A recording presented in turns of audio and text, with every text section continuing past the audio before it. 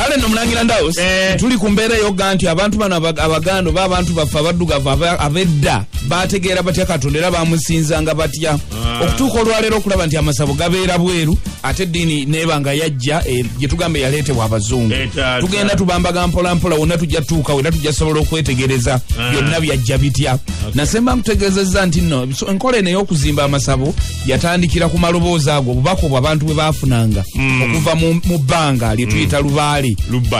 yes kakati najja n'azimba enju eyo kakati era maaso awo njagenda nkutematemera osobole okumanya ate kijja kitya okufuuka okuba nti kiringanga ekyensikirano nga ono yali asamirira ebbanga eryo oba lubaale oyo bw'avaawo ate n'omulala lubaale oyo gogamugaza omusajja gwabaita Sam Kyambadde muganda omumanyi owe Canada ali wano mu ggwanga abadde Mitiyana ali ku geeti azze tuwa ku kimere ffenna ababinsanga wano Sam Kyambadde ow'ennyonyi Mukyambadde mulimu engo era agambe ndowooza gwe tusamirira yennyini yamuleese kaakati munnange mukulu azze saba wanamanko abange tulukupyo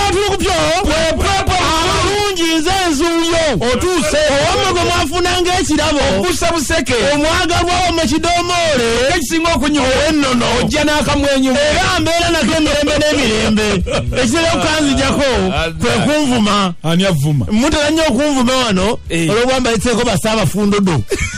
okamunetyoboola amakikunyiza tugende tubiveeko ebyo nze saabafumeke naye siryagala saabanya katojo saba wana atompa nemya lwachinzo mfumeka simanyi tugende mmagira abange obuniyo abantu abufundikira na kulwa kutano otyo olusozi Firida Ndayisala lukutamu akati abaga munango mulangira ziri bina ndayiga muniapwa B aganyo kunaba ebinyinyi era munange yekandaga olusozi Firida Ndayisala nga bwawera tigamu zabuda mpaya Sasitapuli mbuguyu ategeeza ki kati ekijja kijje sijja kumanyirwa bwentyo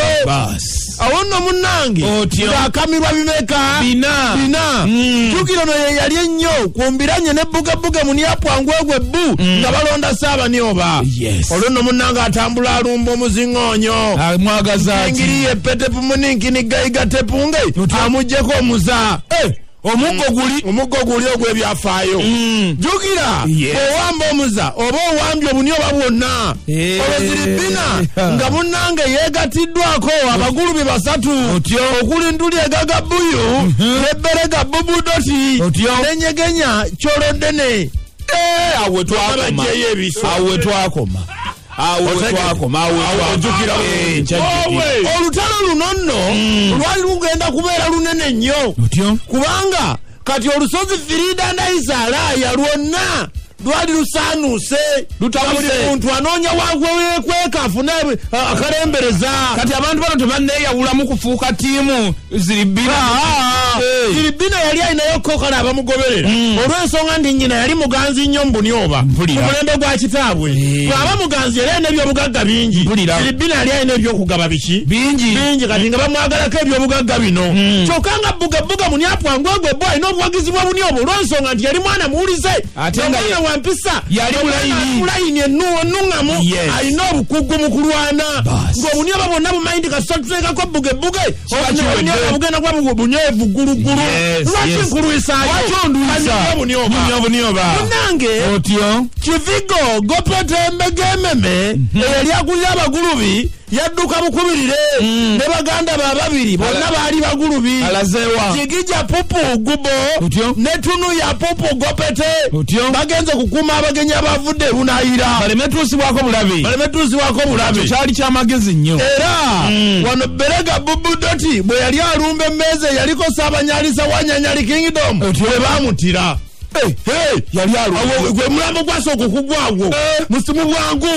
abange buno bunyoba nyumya kakati nno engo y'obunyoba ninini ntote yo yasituka n'esooka ezimba uluguma n'eyimirira mu maaso g'entupyo ejikuuma nenge enkazi wagala kyolo eyimirira omulangira we yali emukuuma wabawa mukwatako banampugwe gwe baliwa otyo ugamba nyumya buki nyumya taata munange nzi wano embeera nesooka efukira ddala ya bunkenke Ziribina ndayiga muniapwa B abawanisa ati omukono akasuka effumu lirumbani omuzingonyo ayagala mutta kiki andi kati aliko wano yalina obuyinza yalina omuza bwamutagwe agukwate aguwambe munange omuggo nkutupindi nyinyinyi omuwala omulongo wa bugebuge muniapwa ngwegwe bbu bwe bazaalibwa namubaka abakani no Ziribina ayina amaanyi nasooka musikako effumu n'ali mufumita awo bonna abaali bazze nga bali ku ludda lwa Ziribina amaanyi ne gabagwamu ate gwe badde oyagala bamusobola kakati mu miseera kyaganda tetukola naye mu rediyo zammwe zibanyumiza ki